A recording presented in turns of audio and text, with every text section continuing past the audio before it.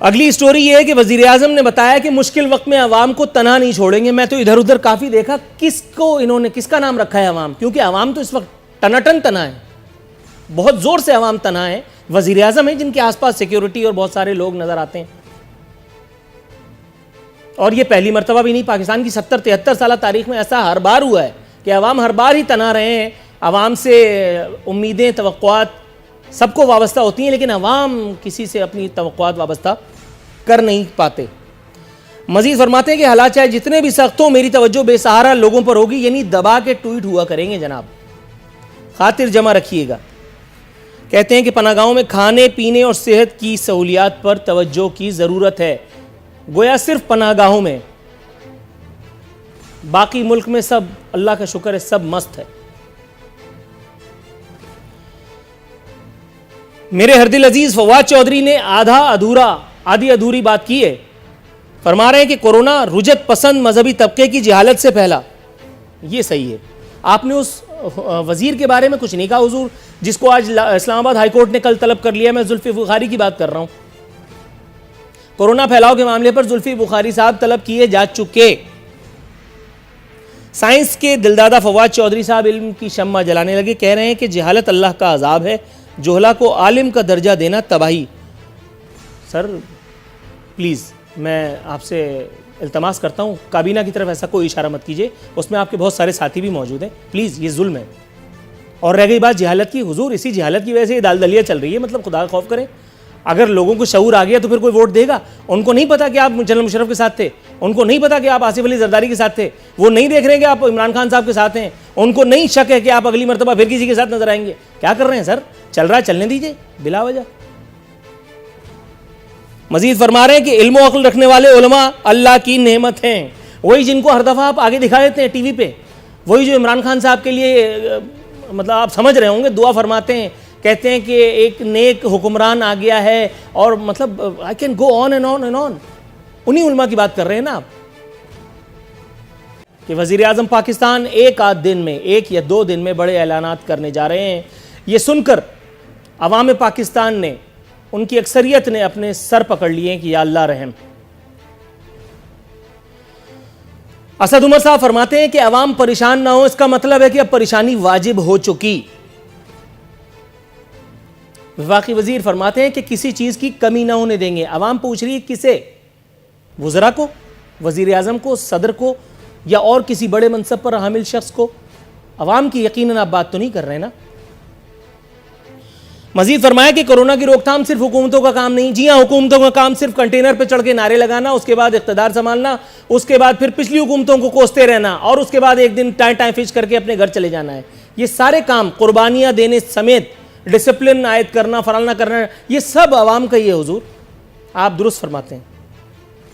मजीद फरमा रहे हैं कि तिब्बी अमला हरावल दस्ते का किरदार अदा कर रहा है। लोग कह रहे हैं, और विफाक खामोश तमाशाई का। डॉक्टर्स की जितनी अपीलें हैं वो अब तक बज़ाहिर सदा बसहरा ही नज़र आ रही हैं। कितने डॉक्टर्स हैं जिनको आपने वो तमाम किट, वो तमाम सामान दे दिया जो आज NDMA के सरबराह दिखा रहे थे कि हमें चीन से मिल गया है। कहाँ थी आपकी जमहूरियत? क्या बाजा बजा रहे थे आप सब? हुजूर वाला, मैं बहुत अदब आदाब के साथ आपसे ये पूछने की कोशिश करूँगा, सर जो कुछ हुआ है ज़ाहिर है वो हमारे अवाम की हरकतों का खुमियाजा है, वो भुगतान है जो हमें भुगतना है। नमाज जुमा के इस्तेमाल पर 73 सालों में मेरा तो ख्याल यही है कि पहली मरतबा, बाकी आप तस्वीर फरमा दीजिए, पाबंदी आयद कर दी गई है। वो लोग जो अब भी बाज नहीं आ रहे थे, पिकनिक मनाने के लिए निकल रहे थे, सड़कों पे लूडो खेला जा रहा था, चाय पी जा रही थी घर से बनवा के, अब वो कल नमाज जुम्मा का मुंह नहीं देख सकेंगे, मसाजिद में नहीं जा पाएंगे। और ये पाबंदी भी कोई एक आध दिन की नहीं है। सर जवाज़ तो जाहिर है कि इसका आवाम ने खुद ही दे दिया, मैं इस पर तो बिल्कुल बाद में जाऊंगा, ये ज़िमनी बात है। लेकिन पूछना यह था कि अगर रमज़ान शरीफ होता, अगर रबीउल अव्वल का महीना होता, अगर मुहर्रम होता, तो क्या तब भी उन प्रोसेशंस पर, उन मामलात पर हुकूमत सिंध पाबंदी लगाने के लिए ये इनिशिएटिव लेती या नहीं? बल्कि असद उमर साहब से पहले मैं आपको एक लतीफ़ा सुनाता हूँ, आपका मूड अच्छा हो जाएगा। हालांकि मुझे तो बहुत कोफ्त हुई, लेकिन आप यकीनन हंसेंगी। आप पीटीआई से डॉक्टर शहबाज गिल साहब का नाम आपने यकीनन सुन रखा होगा। एक मरतबा इनको बेरोज़गार किया जा चुका, दूसरी मरतबा इनकी दिहाड़ी फिर लगी है। ट्वीट फरमाया इन्होंने, जब से कोरोना आया ठीक से सो नहीं पाते, 18 घंटे से ज़्यादा काम करना पड़ रहा है। सभी बहुत सख्त मेहनत कर रहे हैं, लेकिन मुराद सईद ने अभी तक सबसे प्रैक्टिकल और बेहतरीन काम किए हैं। पाकिस्तान पोस्ट तमाम रिटायर्ड बुजुर्गों को घर पर पेंशन फराहम कर रही है। बुजुर्गों की हिफाजत सबसे ज़रूरी। ठीक से सो नहीं पाते, 18 घंटे काम कर रहे हैं। कहाँ क्या काम कर रहे हैं, मतलब नज़र तो कुछ भी नहीं आ रहा। दूसरी बात, मुराद सईद ने अपने अब तक जितने प्रैक्टिकल और बेहतरीन काम किए उसका कमा हुक्कहू अजर तो उनको मिल चुका। मतलब अब मुराद सईद के एहसानात इसे कौम पर गिनवाने का वक्त नहीं था। ये पैगाम मेरा डॉक्टर शहबाज गिल तक मनोअन पहुंचे। सरकार खुशामद एक फ़न है और इसमें आप ताक हैं, इसमें कोई दो राय नहीं। वरना एक बार जो बेरोजगार हुआ इस दौर में, दौरे इमरानी में, उसे कहाँ कोई मुलाजमत मिलती है। लेकिन आप उन चुनिंदा खुशनसीबों में से हैं, फैयाज द ग्रेट चौहान की तरह, जिसकी दूसरी मरतबा लॉटरी निकली है थैंक्स टू तब्दीली। मैडम, मूड तो आपका माशाल्लाह अच्छा हो गया, ये मैं देख सकता हूं यहां से। अब मैं सवाल छोड़ता हूं आपकी तरफ।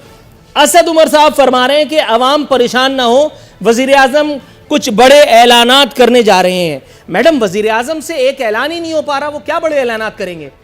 लॉकडाउन करूं या ना करूं, कर्फ्यू क्या होता है, दिहाड़ीदार तबका, उसके लिए उनके मन में जो है वो हमदर्दी का दरिया फूट रहा है। वो जो कंटेनर पे जब वो दिहाड़ीदार को उन्होंने बेरोजगार कर रखा था एक तवील अरसे, उस वक्त कुछ नहीं सोच रहे थे। आजकल वो सिर्फ दिहाड़ीदार के बारे में ही सोच रहे हैं।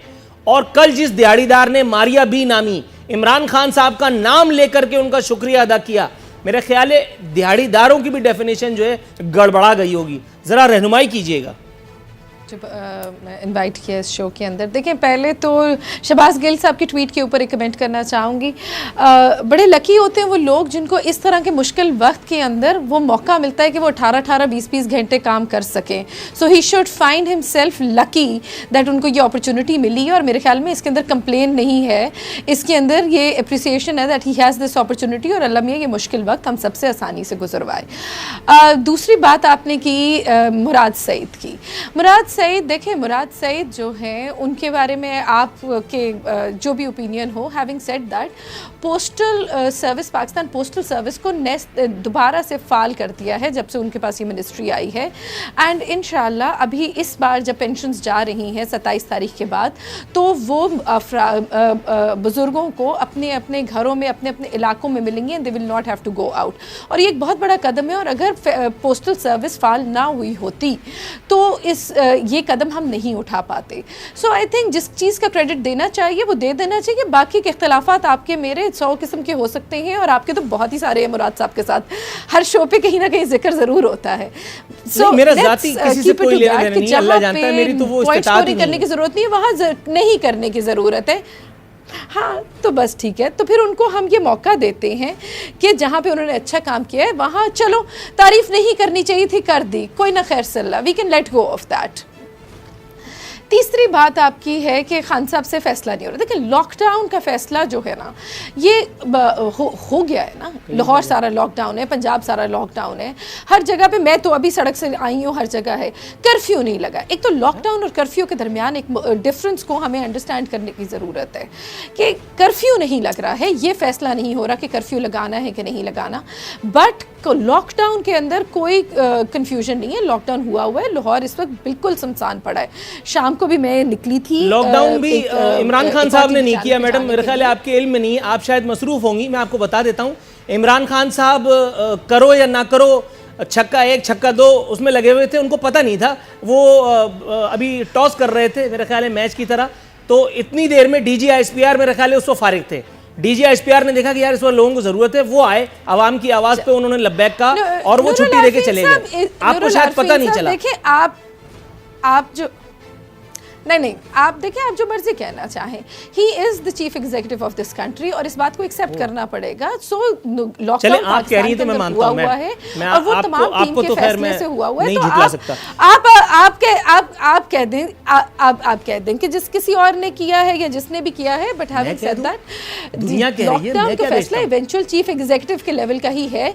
बात दुनिया भी बिल्कुल ठीक है। अब आपका शो है, मैं तो नहीं फैसला कर सकती कि क्या करना है, आप ही करेंगे।